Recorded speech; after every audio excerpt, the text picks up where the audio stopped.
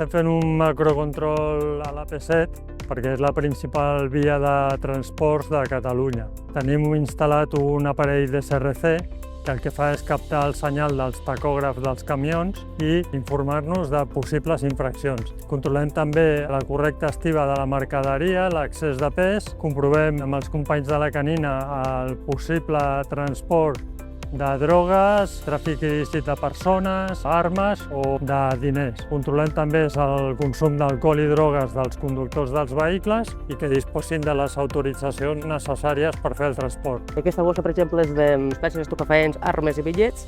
Llavors el que es busca quan es fa tipus de control és buscar algun tipus d'olor que facin aquestes substàncies. A vegades tenen doble fondos o amagatalls que fan expressament o fan modificacions a l'estructura del camió per poder amagar les coses. És important perquè si no conductors que circulen travessant tota Catalunya no trobarien cap control si no el fem amb mitjans suficients a l'AP7 en espais que hem d'habilitar temporalment per poder estacionar gran número de camions.